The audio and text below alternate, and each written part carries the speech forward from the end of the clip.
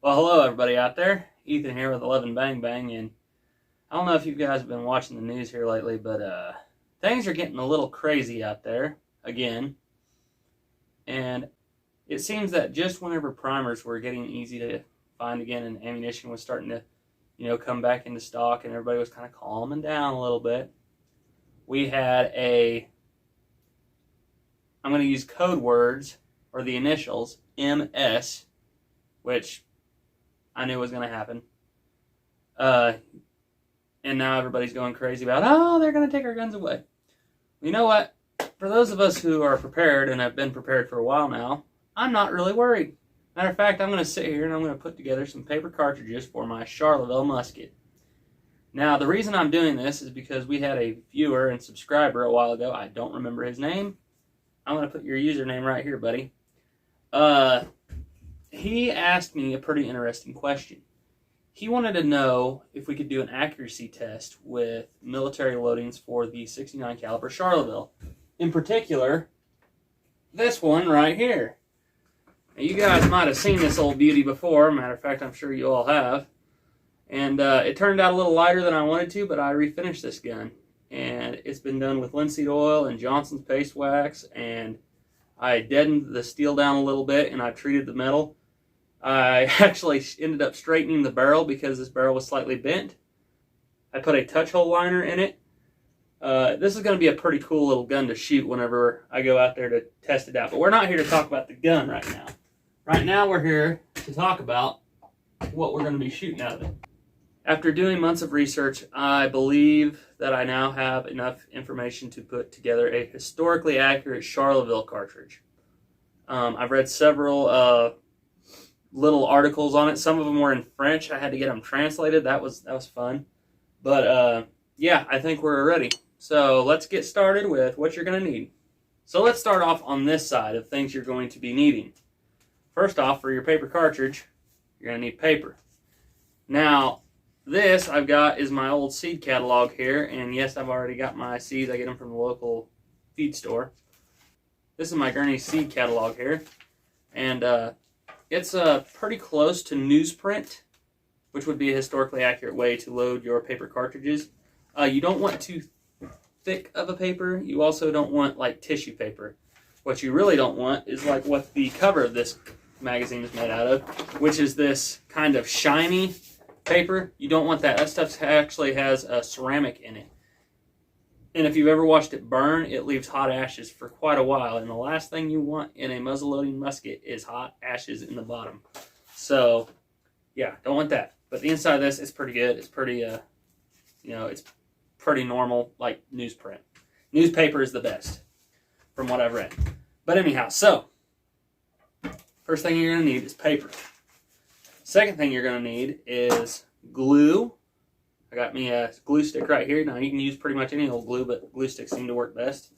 A template. I will actually just put a picture of it right here, show you what I've got. This is where I got my pattern for this template, and it is off of Duelist 1954's video on reloading paper cartridges for the 18th century Charleville. If you guys haven't ever watched Duelist 1954, I strongly suggest you go and watch his videos. He's got some good stuff out there.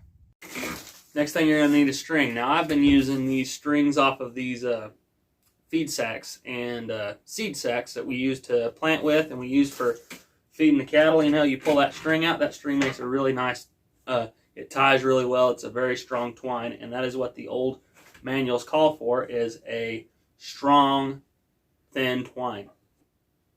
And the last thing you're going to need is a pen, a good pen. You're going to want that for writing on your template and everything else for like that. All right, now let's move on to the components of the cartridge. So what you're going to need there is you're going to need a ball. Now, the original manuals actually call for a 0.638 or a 60, close to a 64, but still a 63 caliber lead round ball, a soft lead round ball. These were referred to as number 19 balls, and that is because if they're made of pure lead, 19 of them make a pound. They're a little under an ounce. Those are very hard to come by, though. So what I'm using today are these 0.648 caliber Track of the Wolf lead round balls. So they're not 100% historically accurate, but they're pretty close. I don't think it's really going to make that much of a difference. Next thing you're going to need is your powder measure. Now, depending on who you ask, the manuals call for anywhere from 154 grains to 189 grains of musket powder.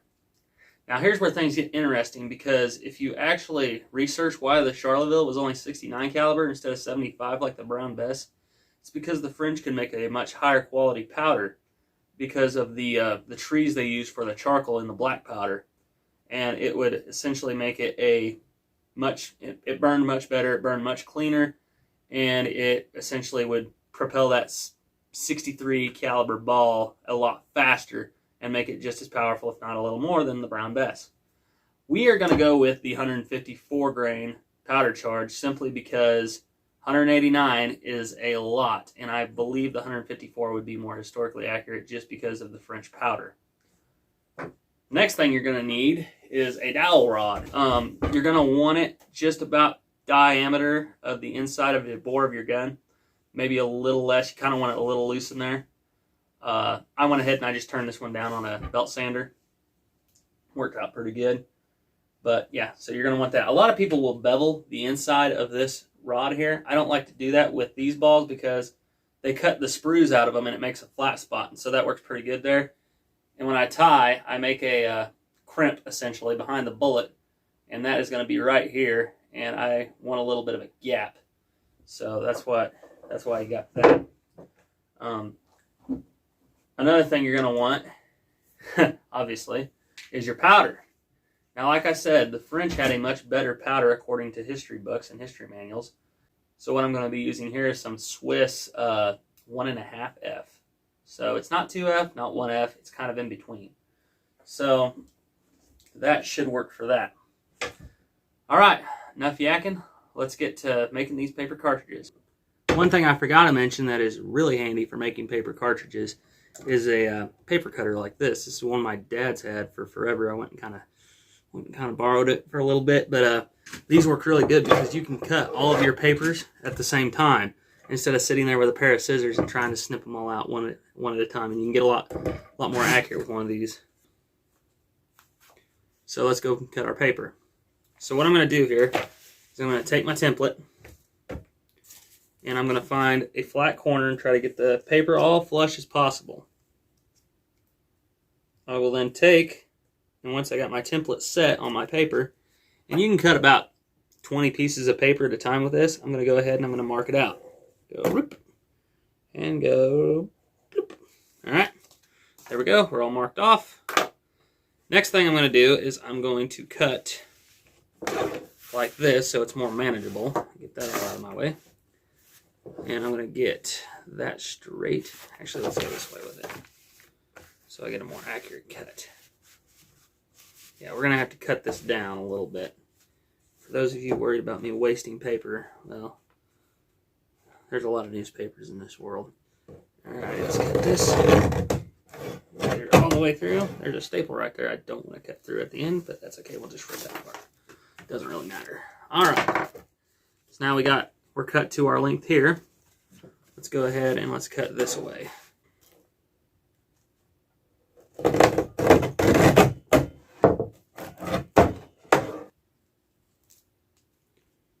Now let's go ahead and make our last cut. We're going to have to be careful because now they're all separated from each other. Let's cut this little 2-inch piece right here. I saved this for last because it's the easiest cut. And it's the shortest. Alright, there we go. We have a bunch of paper cartridge papers, essentially. About 60 of them. We can launch strawberries, we can launch cherries, raspberries. Now, what I wanted to do when I did this was I wanted to find like a version of Karl Marx's Communist Manifesto or something like that, just so I could send it out of the barrel of an American musket / French musket on fire. That would have been pretty cool, but we're going to have to stick with our seed catalog for now.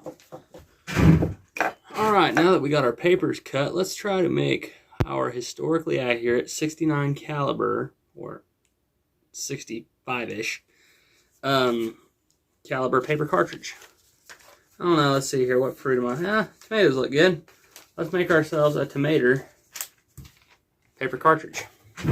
Alright, so, first things first. What we're going to do first is we're going to take our glue here, and we're going to smear it up along here. Get yourself a nice little bit of glue up there on that edge, because that's what's going to be holding us all together.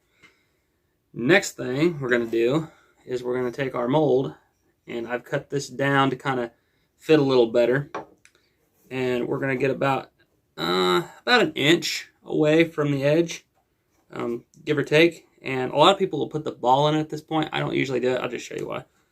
And what we're going to do is we're going to try to get it as straight as we can along this edge here. It's looking all right. And this probably the most tedious part of this, is actually rolling the cartridges themselves. And we'll get that on there, and we will roll it and try to get it as straight as we can.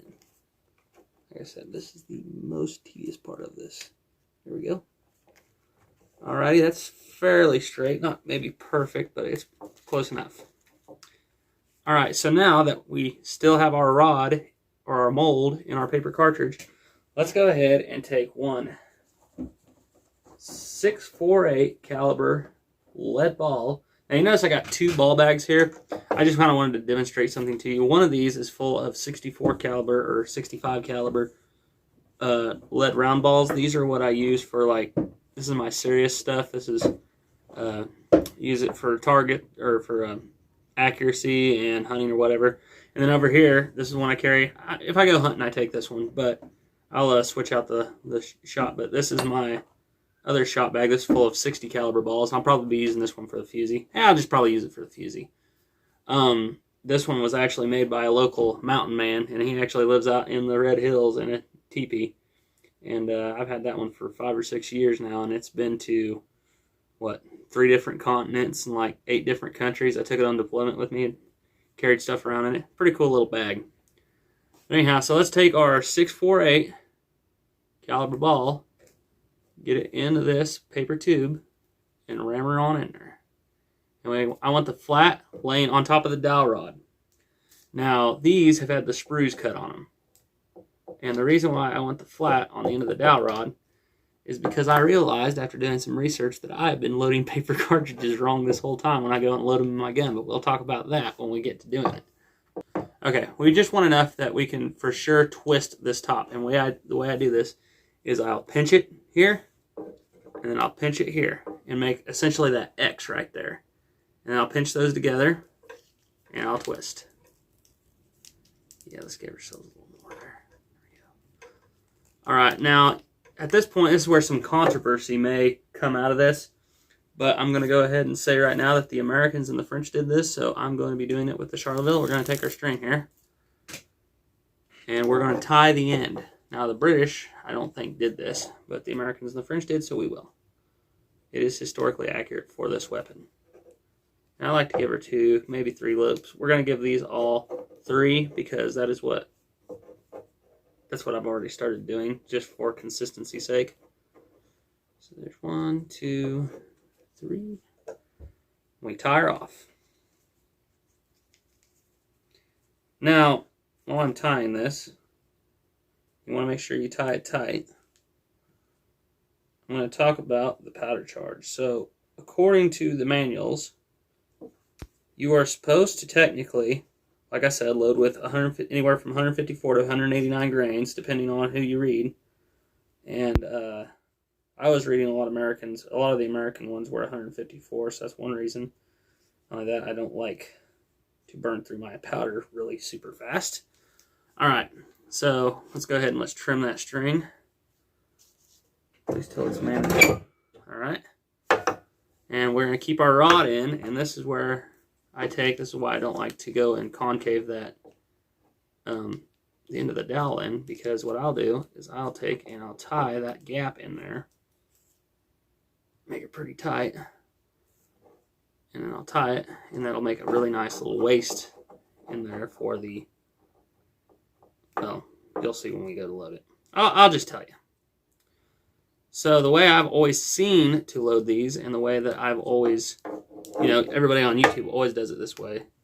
I've always done it this way. Is whenever you take the cartridge, you go ahead, you bite the end of your cartridge off, you charge your pan with 20 grains. That's what I've always heard, always saw on YouTube.